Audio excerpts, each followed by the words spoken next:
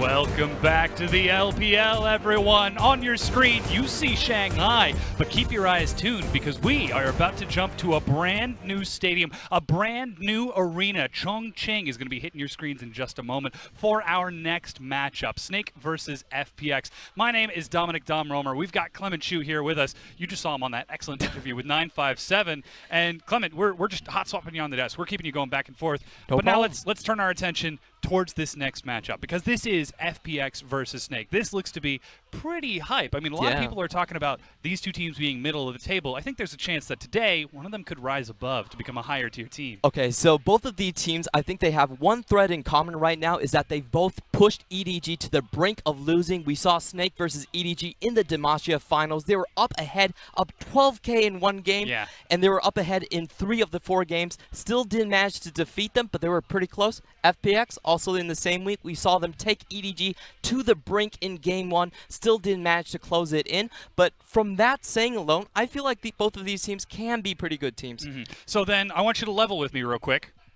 Eye to eye here. All right. Which of these two teams is the better? Because like you said, both of these teams took EDG to the limit, but ultimately failed. How do we know which one of these two is going to be more successful?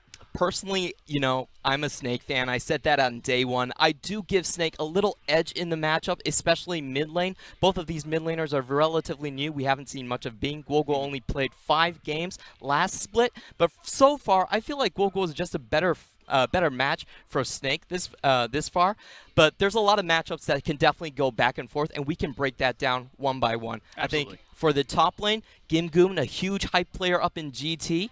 He's going against Flandre, another big player. The big matchups we're going to see is who's really going to take those Camille and Ornn matchups. We see that every single team has banned Camille against Snake just because they're so afraid of Flandre in the top lane, while Gimgoon's actually a bit chill. He can go Gnar and Gangplank into anything. Of course, that being said, like you just mentioned the Gnar, the Gangplank, he's comfortable blind picking these champions, taking them all across the map. Gimgoon, I personally, he's one of Pulse's favorite champions. I enjoy watching him play just as much, nowhere near as much as Pulse, though. He's a player, by the way. Absolutely. But looking towards this matchup, we're expecting these top lane picks and bans to really affect it. But knowing that Zoe's open, knowing that Azir is so strong, Vladimir, do you really see how that could, I guess, affect the pick and ban with this many champions available? Well, if we're going to talk about the pick and bans, because I just started from the top lane because we're doing like matchups. About the pick and bans, I think the most important thing is who's going to pick up the Kog'Maw composition. If they're going to let it open, because we know that FPX bot lane, we see LWX, highest DPM player in the LPL last split. He was a huge Kog'Maw player. He's definitely going to go for that. We saw EDG was also banning Janna against him, so they're definitely very aware that this might be something FPX will play. Now, if they play it, if they let it through, then Snake also has the Kalista, they have the Alistar and the Zac to go against it. So I think that's a really interesting dynamic. We're going to see pretty much in the first rotation if they're going to let it through, if they have a counter, or they're just going to say, okay, we're not going to play you that match. And of course, not to mention the fact that Snake are playing against the bottom lane of the team that kicked them out of the LPL Summer Finals. LWX and Chris from Newbie previously of this last split, now on FPX here. And while it is still only 2 players, I like to imagine, like, if I saw them in solo queue, I would like to go hard and gank that lane as much as possible. And SOFM isn't exactly a chill guy. Definitely, definitely. Now, this is a bit of a grudge matchup for that bot lane over there, and I'd say just for the playoffs, the FPX's bot lane has definitely got a leg up. In their first matching, actually, LWX did 4 times the damage that was it Crystal back then in playoffs? Yeah, Crystal. That Crystal was able to dish out. But I wouldn't say it's like completely his problem.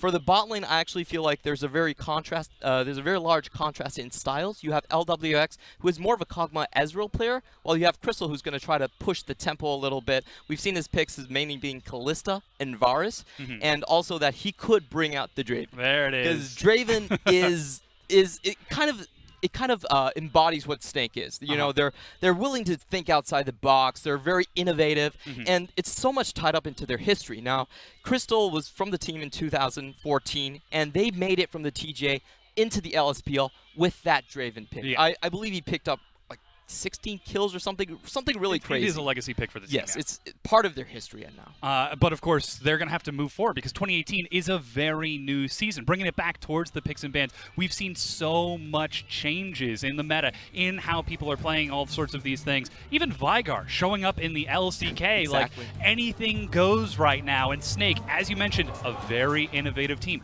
Could we see something crazy? Could we see something new with Snake on the map? We just might. Yeah, we just might. And another thing I want to mention is that neither of these mid laners have been playing Zoe. So if someone has a secret Zoe pick, this series is the series we're going to see it.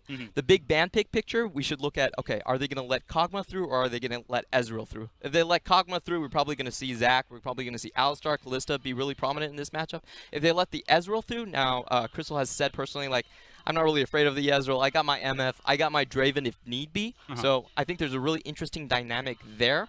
But for FPX, mainly their ban picks is we get our big 80 carries, we build the protection comp first, and Gimgoon can, you know, he can play whatever. Just leave it in the top lane. He's Gimgoon. He's pretty comfortable. I think another fun matchup looking at for these two is not just the players in the lanes, how they match up themselves, but also the play styles. Because FPX, when we saw them play against EDG, their game one, it was very swift. It was very decisive. They were moving all across the map, making intelligent macro plays that had even EDG stammering for the first few minutes of that game. Whereas Snake, in LPL Summer, they had some of the best early games in the entire league if you just cut it off at the 15-minute mark. So pretty much these two teams, we're going to be looking at the junglers for the early game. I was very impressed with Pepper. I think he's the best Jarvan we've seen so far in the LPL. His early game that's EQs. A bold statement. Well, he hits every EQ early game. Okay. Like, I don't know. Like, I don't know how he does it, but he's very, very good at it. Well, you can see on your screen the grand unveiling of Snake's new arena live from Chongqing. We're bringing you the action here from our caster station in Shanghai, streaming out all across the globe, and the inaugural battle to break it down. FunPlus Phoenix trying to bring down Snake in their home turf. Can they do what Jingdong did to LGD just a few days ago?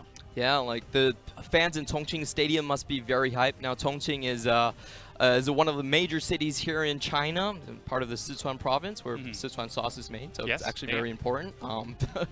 And this is going to be one of their first, I believe it's the first game in their stadium. A lot of hype building up here. We can see the screen is actually styled in their logo. Yeah, that's pretty spectacular. Like it. It's going to be really hyped to see how awesome the crowd is going to be for this. Of course, FPX, you can see they're smiling, they're getting ready. It's not that far of a flight from Shanghai where they played earlier this week. It's only about 3 hours as LWX and Crisp bobbing up and down, looking nice and happy as they get ready for this matchup.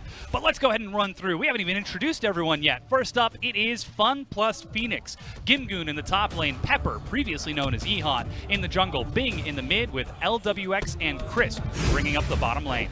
And for Snake, we can see here Flandre in the top lane, Sofem jungler, Guoguo, their new mid laner, Crystal and Hu Die in the bot lane. And that's going to be quite an exciting matchup. Crystal trying to bring down LWX and Crisp 4 times as much damage in a single game. I mean, we look at some of these stats and, you can keep your glasses on. I think they look nice. We'll talk about that a little bit later. But like Crystal, he's just so aggressive in that bottom lane, trying to look for the sort of picks onto LWX, who likes to play these Kog'Maws. So perhaps we could see him get a bit aggressive in that bottom lane, especially when you've got SOFM trying to get in there. We can talk more a little bit about what Snake is known for here in the LPL. They're known as the 20-minute SKT team because they have such good early games, but then everything falls apart. So we see Snake here, first ban, just throwing out the Kog'Maw. They're not going to risk it. They're probably going to opt to play into the Ezreal compositions right here. On the other side, FPX, they know Snake's tendency. They know they're an early game powerhouse. They're going to take away the Kalista, and let me get my glasses on for their first ban. Of course. That's going to be the Kalista and Alistar banned away by FPX, so disabling some of the safety for Crystal and Hu Die. And like you said, that Kog'Maw banned away. Jarvan also going to be stricken away from Pepper. You were lauding it just a few minutes ago. I'd be surprised if we got to see that throughout the course of this series. And Guoguo, he's losing that Azir. You yourself were talking to me about the before the game about how powerful and almost ever-present Azir has been for Guoguo. Yeah, so for Snake, I feel like they want the Rise a little bit more. So we can see what FPX is doing right here. They're taking, they're basically the two biggest mid laners, Azir and Rise. They're banning away one, and they're taking another one for themselves. This is quite a huge blow to Snake, actually, because I feel like their Rise enables a lot of their compositions. It's kind of a semi-form of engage from them as well. So they're much better with the Rise and the Azir. They're taking both of them off the table right here. So it's kind of a question of like what Guoguo really plays right now, because we haven't seen that many games on him. Again, only 5 games last split. This Vladimir could be a flex pick to the mid lane. Really? That is one of his picks that we've seen. Okay. Guoguo, of course, a fan of those control mages. When he did play this past split in the summer for those 5 games, SOFM, as ever, going to be on that Kha'Zix. Huge objective control, powerful invade all over the map.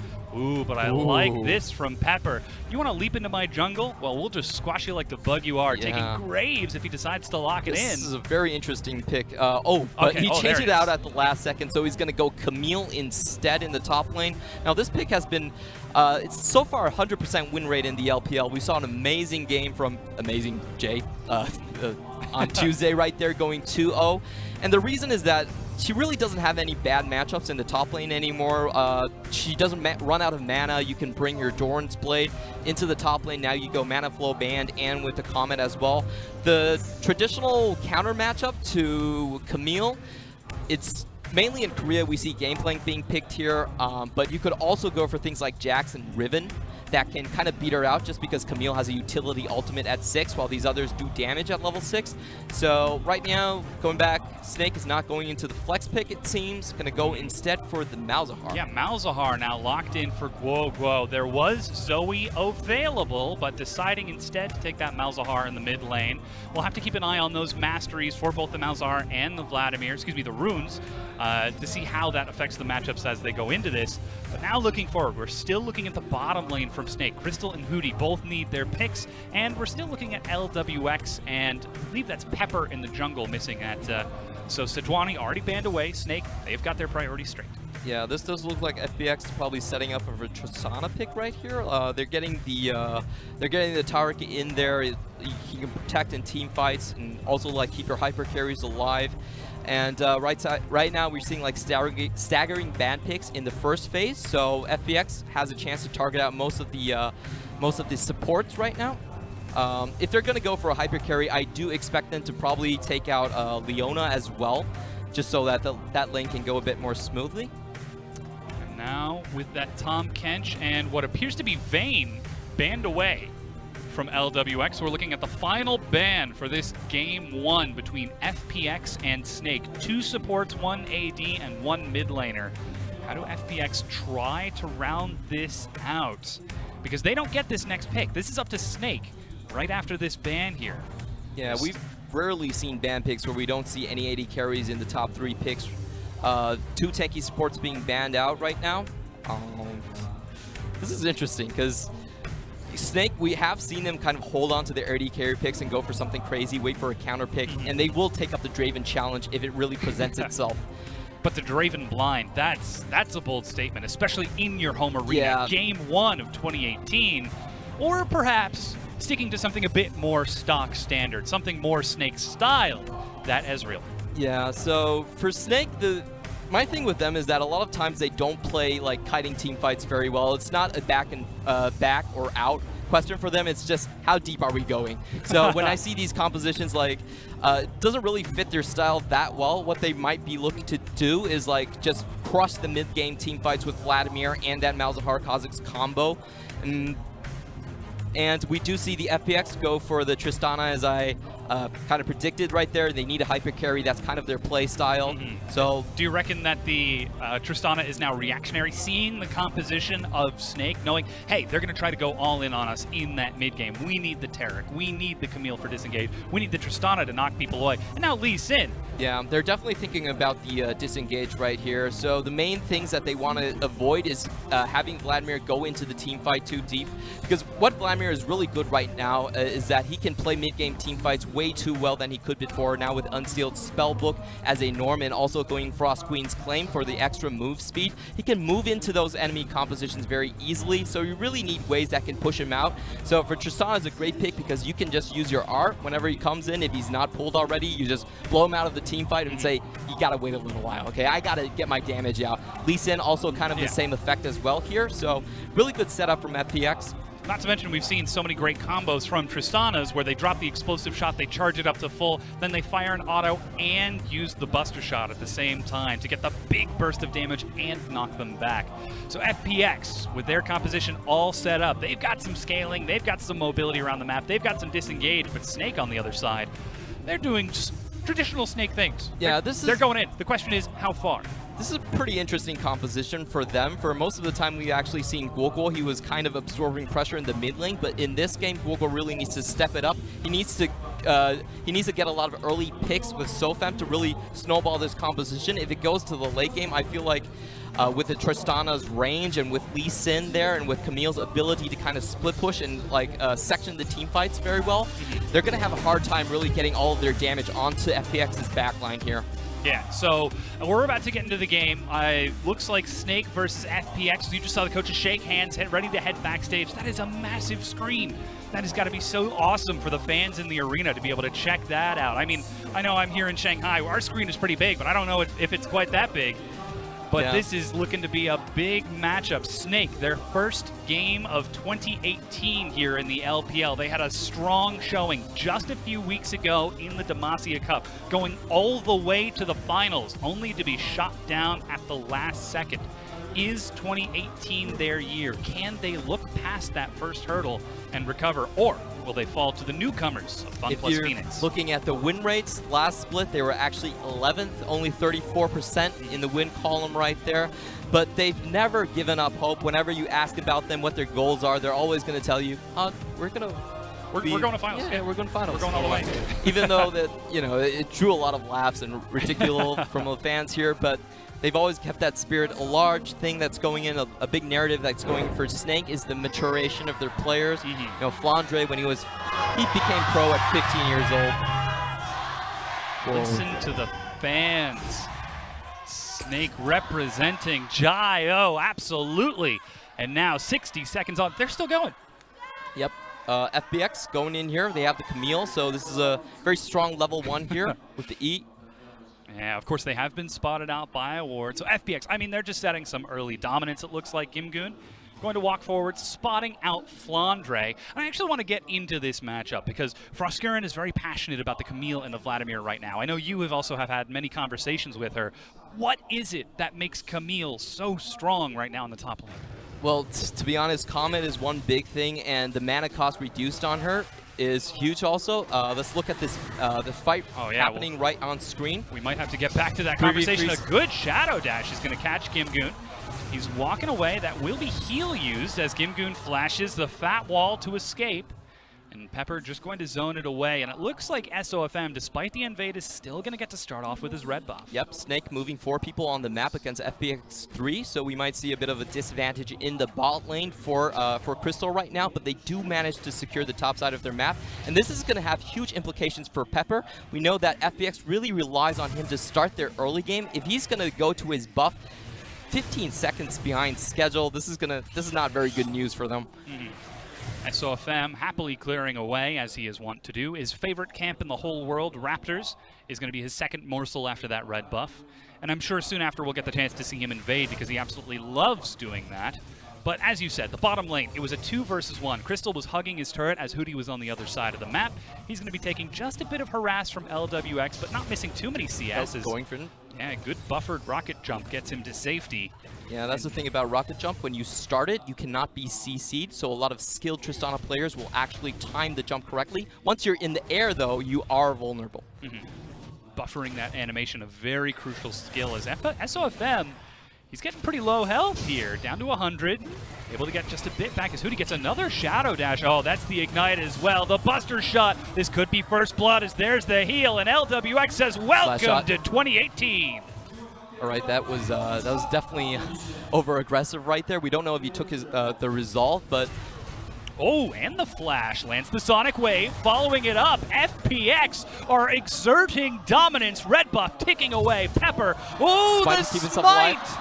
Oh, and the ward missed for Pepper. SOFM survives. Oh, so despite Pepper having a bad early start, he's still able to catch out Kha'Zix and beat him out.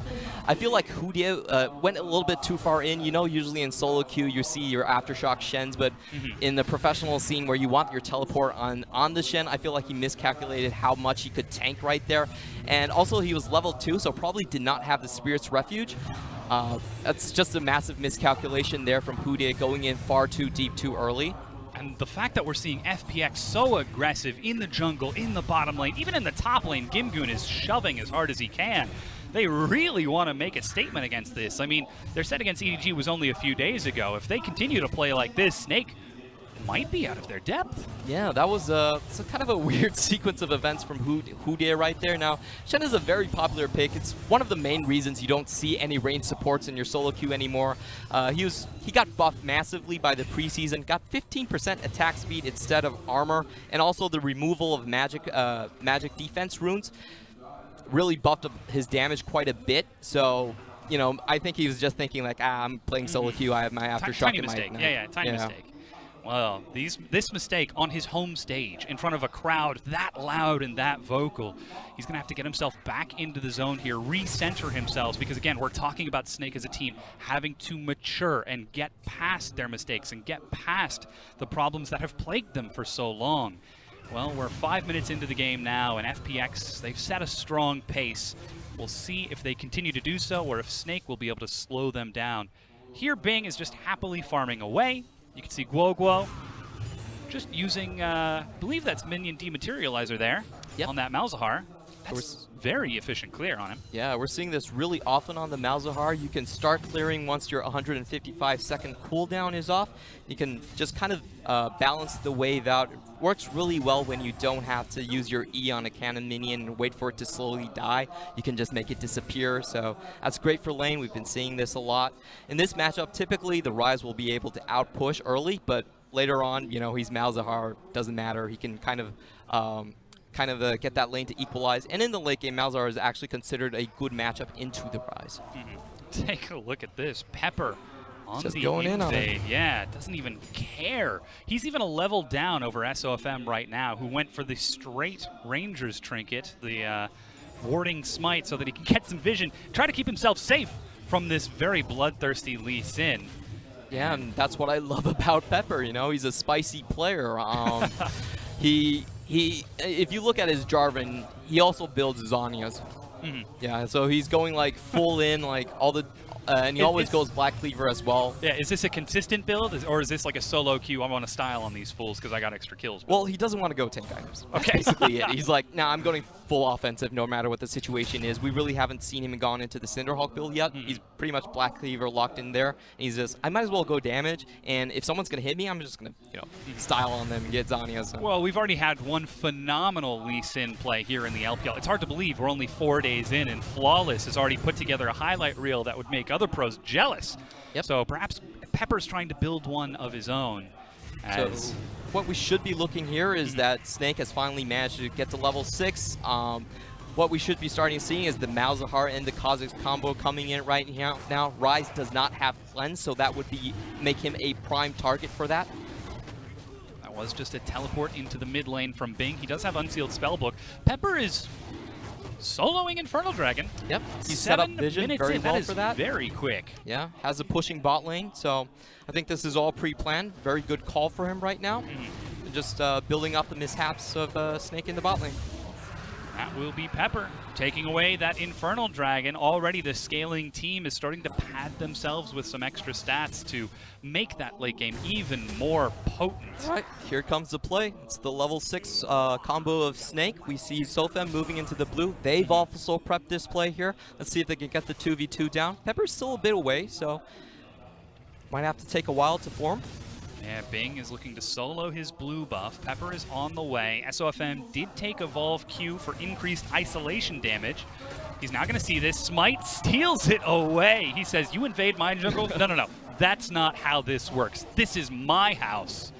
Okay, forces that out. That means that they can have a more pushing pressure in the middle with Guoguo. He should get his blue buff right now. It's already up. They're probably going to transition over there, and that's going to give the pushing advantage to Snake. I'm really interested in what they're going to do with that. Probably move to the bottom side of the map, see if they can get that Shen thing going. Yeah, we do see the recall from that bottom lane of LWX and Crisp. Zeal and the upgraded Targons, face of the mountain he's working towards. Yep. And on the other side, there's the Manamune for Crystal, so standard mid-game power troughs from both of these two. That's actually the PF sword as well, out of LWX. Yeah, exactly. Some big damage time there. Yeah. So FPX needs to be careful about the plays they make in the top side of the map right now. They always have to be careful because they have a Shen on the other side of the map. So I think most of the action will be centered around the bot lane after Snake gets the pushing advantage, and FPX, they're going to be worried about that Shen stand united. So both teams are most likely going to be looking for that bot lane for the plays in the next 5 to 6 minutes. Well, tragically, there's no dragon for them to fight over, as Pepper already declared dominance over that. And it seems as right now, Snake, they're looking for a fight, but they might not be able to find one. FPX, like you said, they're just sitting back. They've got the tier catalyst on Rise for additional scaling.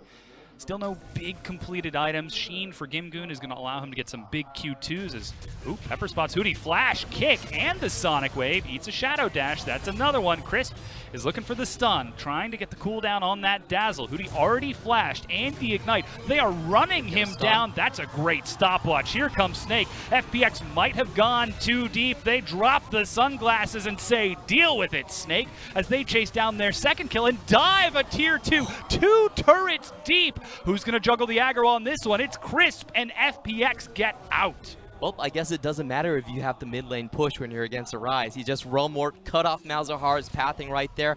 Also, I think FPX managed to figure out that Kha'Zix was on the top side of the map, so they were very, very aggressive with that play there. And this has been a big struggle for Snake, making sure that SOFM is in the right place at the right time. And now that he's on that top side of the map, the 4-man invade, that's going to be first brick. Here's that play again. Yeah, we can see that actually FPX didn't have vision in the side of the map, but they were still willing to go very deep onto the Hudie right there. Not much Hudie could do after the flash went down. Malzahar trying to come in, but Rise is also there as well. Sees the teleport, and Guoguo knows that this fight is over. He needs to back out. In fact, that's all 5 members. Even Gimgoon shows up as Pepper with the stylish Zanya's kick. I think I've seen that in a highlight reel a few times. Picking up the 3rd kill now for FPX. And this playstyle, this specific game, to me reminds me of the game we saw from FPX against EDG. They took a lot of early kills. They took some pretty early objectives. Now they just need to do what they couldn't against EDG and actually close out. That being said, it's still very early on. 11.5 minutes in, only 1,000 gold up. Yeah, and this is a very good transition for FPX right now. They have the pushing power advantage over Ezreal with the Tristana in the top lane. So this push makes a lot of, this lane swap makes a lot of sense to the top lane. Already setting 3 people there, and you see Flandre, he's already on the run. He knows what's coming. Doesn't want to take any chances. And LWX with that Tristana happily going to start working on this turret. You can see even Gimgoon pulling away from any potential dive from SOFM in the bottom lane of Snake, but that Ezreal is just so slow compared to the explosive shot of Tristana. And it doesn't seem like Hudie actually has demolished, so that's another thing going in FPX favor right now. This is a 2-for-1 trade. FPX closes out the top lane tower, also gets the Herald in the same go, so just clean map play all over the place. Yeah, FPX everywhere. Pepper with an early smite, doesn't even care. Picks himself up the Rift Herald. Oh, and look at that, passing it over to Bing here.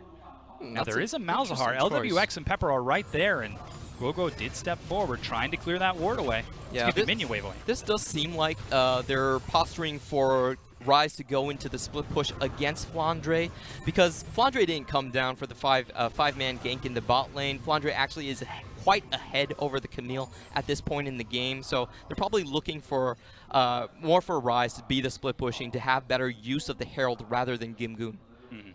With that unsealed spellbook, perhaps we could see him take a teleport a little bit later on, effectively play a 1-3-1 with his team to be that multi-lane presence.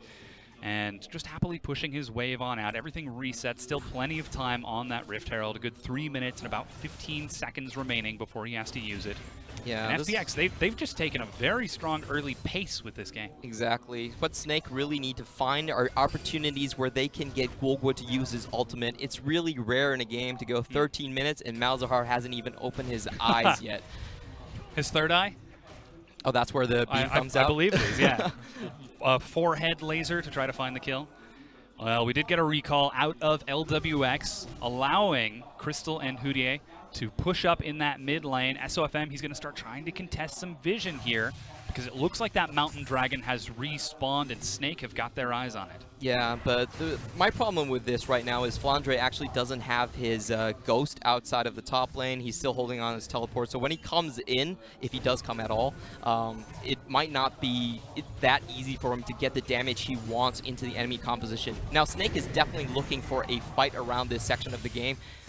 Herald coming in. Let's see if they can hold on to the mid. No hesitation from FPX. They know they can have 5 people here a bit faster. Actually, recall from Gimgoon, but they just use the Herald anyways. As 4 against the Ezreal, they break down the tier 1. 3 turrets to 2, 200 gold ahead, though they will be trading that top tier 1 over to Flandre for their effort.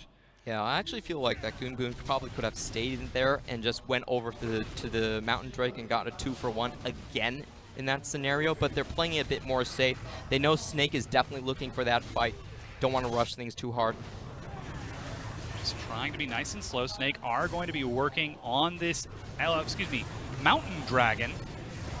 Pepper's over the wall. He's got a ward in the pit. He doesn't have Smite. Sonic Wave onto Houdier and doesn't take it. Can't follow up. It's typically okay to trade the Mountain Drake to the losing side. Usually when losing teams get the Mountain Drake, it doesn't really improve their win rates much. Props out, shout out to Oracle's Elixir for figuring that out, which is a really good stat point we throw in a lot of the times.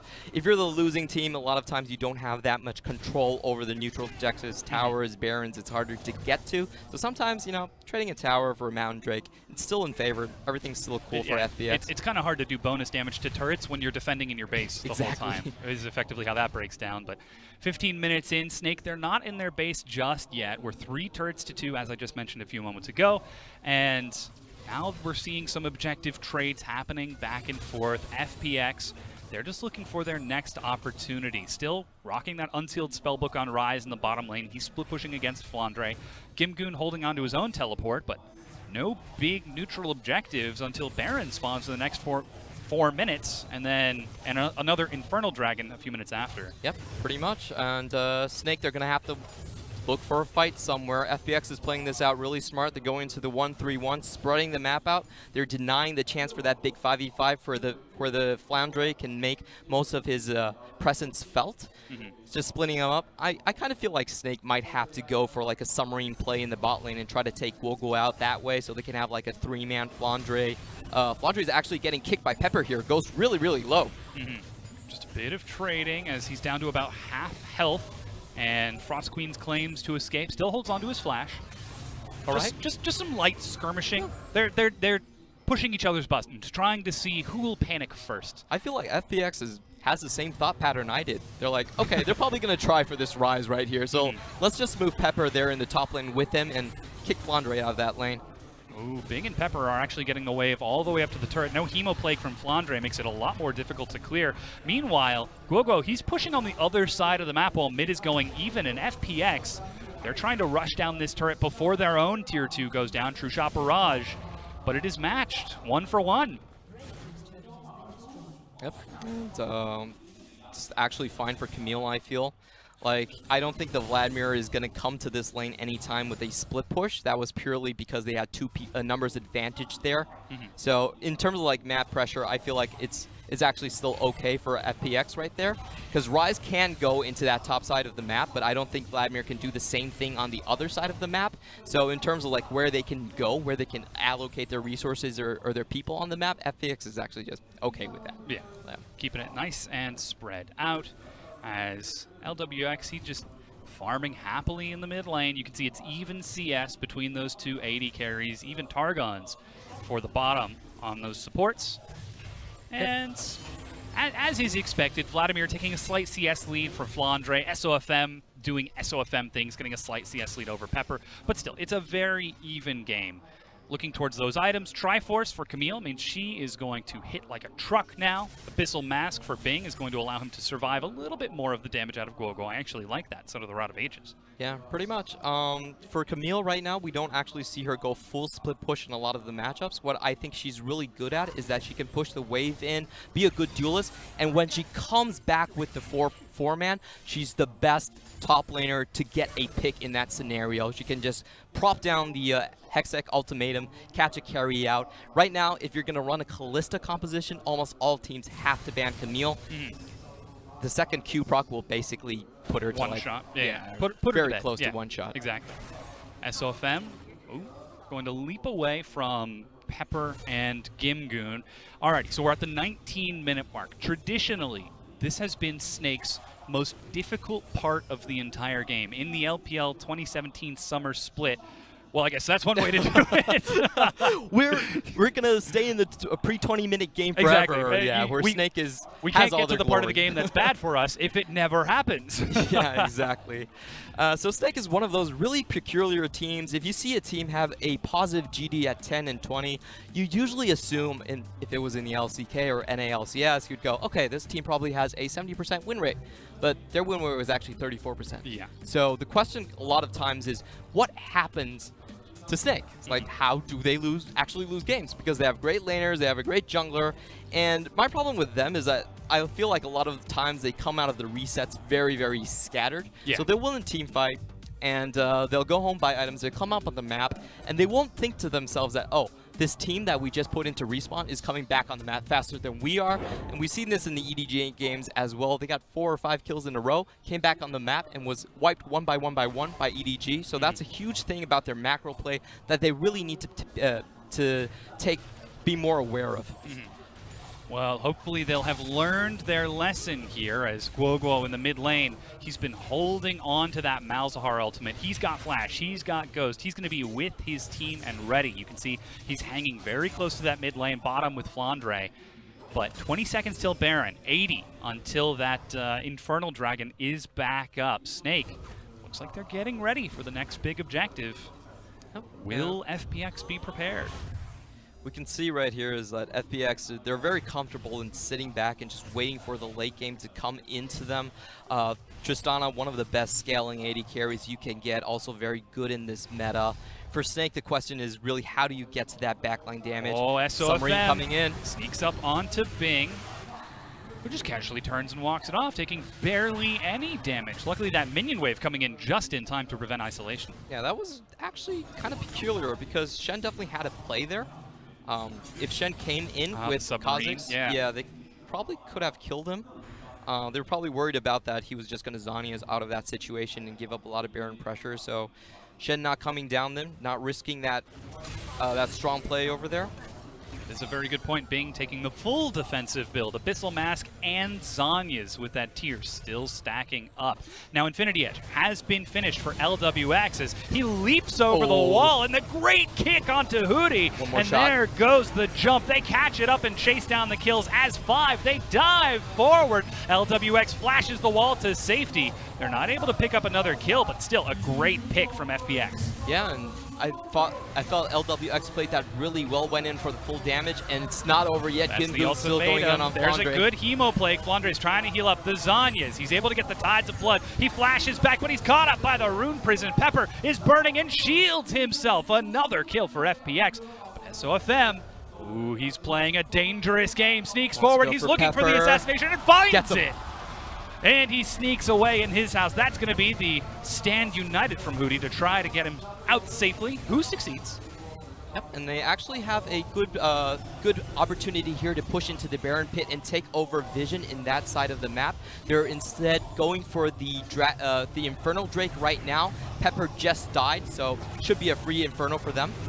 And you can see FPX giving it up. They don't want to risk it. Yeah. It's SOFM. He's already shown, hey, he's kind of crazy. Maybe he'll sneak into your backline for one single kill and then flash away. Maybe he won't. Who knows?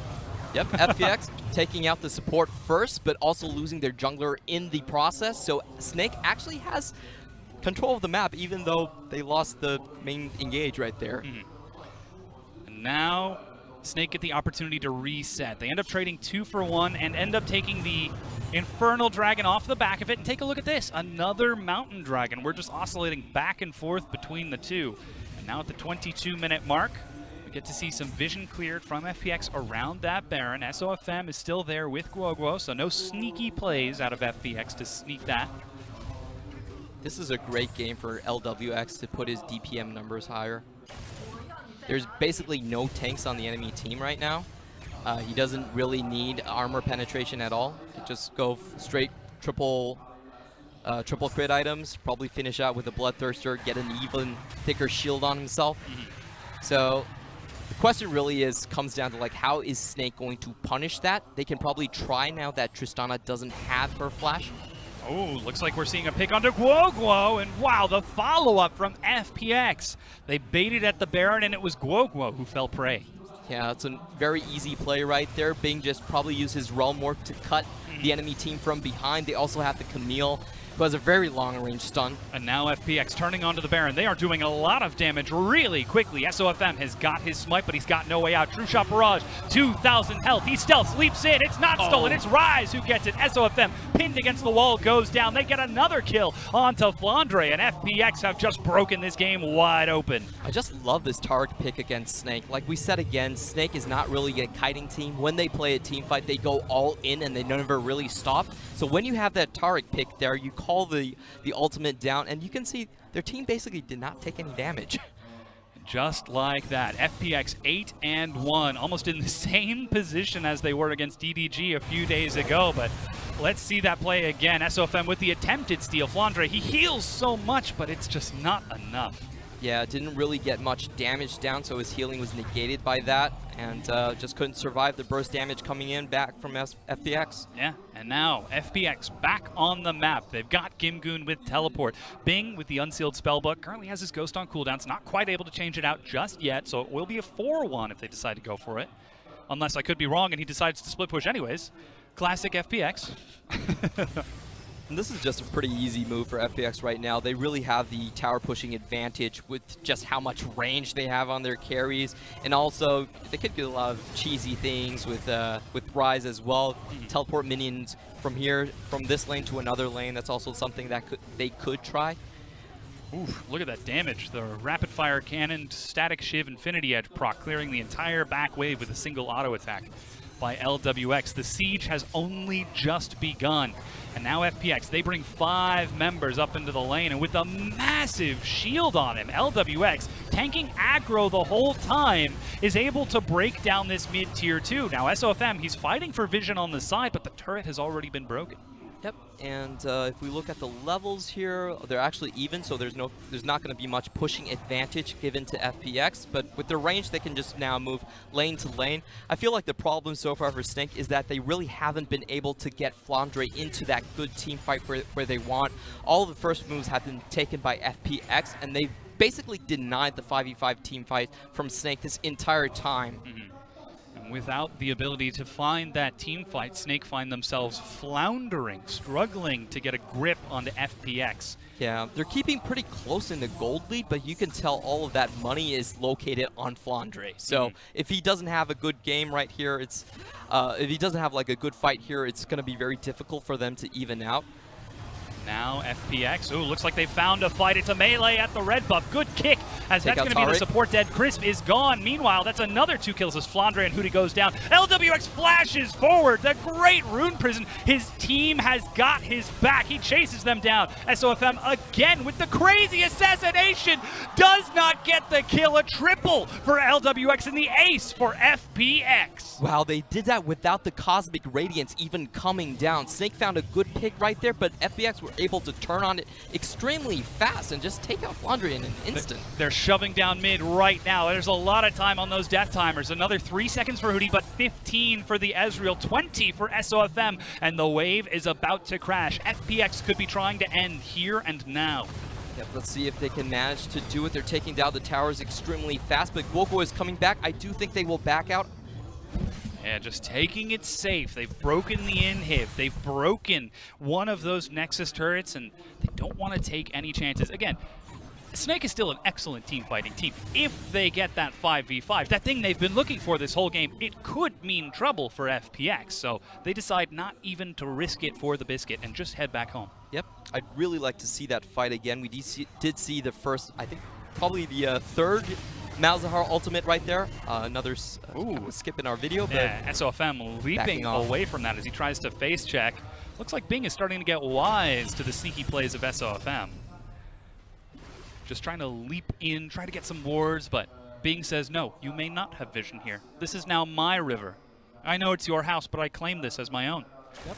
And there's nothing that they can do as FPX turn towards this Mountain Dragon, their second of the game, easily breaking it down. GA on LWX. He's already been leaping forwards with huge plays on this Tristano. Now he's got even more incentive to do so. Right, and I think most of the play is just going to come down to SOFM. If he can get into that backline right now, try to bring Shen on him, see if they can get a chain CC down on that Tristana. They're not going to win any team fight if they cannot pick out LWX as their first target pretty much at this point. He's too fed. Kim-Kun just going straight in on the turret. Look at that, no hesitation. LWX doesn't even care. There's a Shen right there, and he does not blink.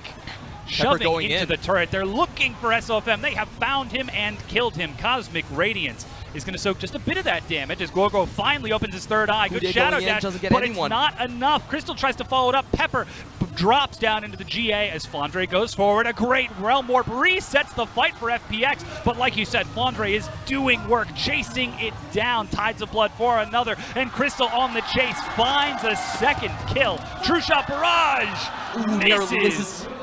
Well, they took so much damage on the right side from Flandre and Crystal right there. None of them are really touched in that fight, while the other members were going in on SOFM right there. We could see that the Malzahar, the E was like basically making everyone sick and dropping their HPs pretty low on the left side. And when they came in on the right side, they probably, I think probably Hudit did actually land his taunt. That's why LWX got his HP bar so low. Wish we could see the replay just again right there. There it is. That's SOFM. What a great kick from Pepper. Almost dies instantly. Malzahar does get some damage. Oh, so it was Malzahar that got the ultimate down on LWX, putting him down very far to half. He does get taunted right there. Chinese characters popping up right on top of his head. And also takes a Vladimir ultimate at the same time. And with LWX gone, FPX's chances of winning the fight become a lot more difficult. It's an easy chase up for Crystal to flash Arcane Shift for the final kill and inches away from getting a third. But that's that team fight we've been talking about this entire game. Snake have been looking for it time and again, and it wasn't them who found it. It was FPX who made the mistake of grouping up under that Vladimir Hemoblade. Yeah, they didn't really have vision of the other side of the gate, and they took a lot of damage, unnecessary damage from Malzahar right there. To be honest, I feel like they could have straight pushed, and that inhibitor tower was definitely going to go down. But let's look at the Baron fight here, right? Here. And what Guoguo can do is actually teleport his team straight into Snake if he does want to go for that option, or he can try to just kite it out. They're probably just going to go for the Baron. Looking for the steal, does not get it. The fight breaks out. Flandre in the front line. He's so low. That's a quick pull as SOFM is dead. Another as Gimgoon is traded, but Flandre is going one man against the world. He's on the side, zoning away as best he can. Heals 700 health. The flash, the snare is not going to proc another pull as he drops down. A great Tides of Blood onto Chris, but LWX is firing away into the back. Kujier on this side. It is all about the health, all about the regeneration. They get another one. Realm Warp does not activate, and Crisp and LWX are running for their lives. Snake again find the team fight. Wow, that was beautiful from Flandre right there. He dodged so many skill shots. He dodged the stun from Bing, and then again from the Taric, went out in the pool and just got so much damage off. And at the same time, listen to the crowd cheering Snake on in their home arena, their first inaugural game. And now they're finding their way back into this game. Let's take a look at that fight once again. That was a beautiful fight at the start. They took down the Baron. FPX not really taking much damage. You can see the Cosmic Radiance coming down. Snake had to back out of this fight. And let's just watch Flandre kite out all that damage. Healing for 300 or 400 damage right now, dodges all of the stunts, goes back in, and you can see Bing is caught in a really bad position where Crystal can freely fire on the backside with with Flandre and Houdier in the front. What a save. Dashing in and getting that Spirit's Refuge right as the Zhonya's wears off. A huge play to keep Flandre and his carries alive. But 32 minutes in, and FPX, they're still up. They've already broken the inhib, which has now respawned. They've even broken a Nexus turret, but they cannot seal the deal here. The same thing that happened against EDG just a few days ago. Yeah, they even got Sofem at, I think they got Sofem at the start of the fight. Yeah. Still wasn't able to close anything down right there. So props to Snake's frontline, really playing that very well. They used the stasis, the untargetable, and gave Crystal so much time to dish out damage. Flandre stepping forward once again. LWX, the only member with that Baron buff. And look at SOFM. He is playing a stealth mission, but he's losing his inhibitor in the meanwhile. Slowly but surely, FPX are getting closer and closer to breaking it down. They catch the next minion wave, escort it in, drop a control ward to make sure they're safe. Yep, and nothing can actually see the causes coming in if he uses his ultimate. Not even the Lee Sin E can detect him. So that's what Sofem is looking for here right now. He's looking for a submarine plane onto the back line of LWX. It's worthy to note that LWX still has his flash up, so that's going to be a huge point of contention. Still just playing it so patiently. A recall from Flandre to top himself up. True Shot Barrage to get some chip damage. And the Baron buff still ticking away for LWX. He walks in, working on that inhibitor, finally breaks it down, and FPX have gotten what they came for. Now, Cloud Dragon's up in 10 seconds. Not quite the best final Drake, but when you're tied 2-2, the third one could be it. Yeah, that could be SOFM. Decides to let it go. Uses the Frost Queen's claim to try to catch some people out. FPX back out in Union, and they don't even have to use the Realm Warp. They turn towards this Cloud Dragon, the final elemental of this game. Elder Dragon is up next in just 6 minutes. And now that the inhibitor has been broken down, FPX have got a lot to play with. Yeah, they just need, I feel like they need to chill, take things a bit more slowly. They tried to finish out the members whenever they got Sofem first, and that was kind of what led to their downfall in these two team fights. They just need to take it slow and know that they can work from front to back. They have the better damage dealers on their team in LWX, and if the enemy team is all stasised up or untargetable, you can just back out, like deny that damage from Crystal, and then come back in again once those targets become available. SOFM, man, you are crazy. Sneaking into the jungle, denying the recall from Bing on top of a ward. I will say that both of these teams, when they lost to EDG, it has been down to misplays on Rise. So the game that Snake did lose to EDG, they were up 12K.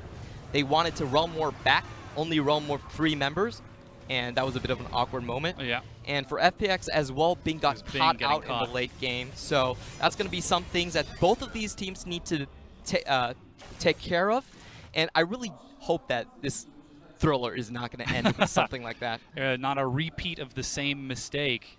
I mean, Bing's been doing pretty good so far. He's 4-1-6. You can see he's still sticking with that Ghost for extra mobility around these team fights, extra positioning. And his Realm Warps in the fight have been pretty fantastic, even when they were caught out using the Realm Warp to get LWX to safety as the GA respawned him was exceptionally clever.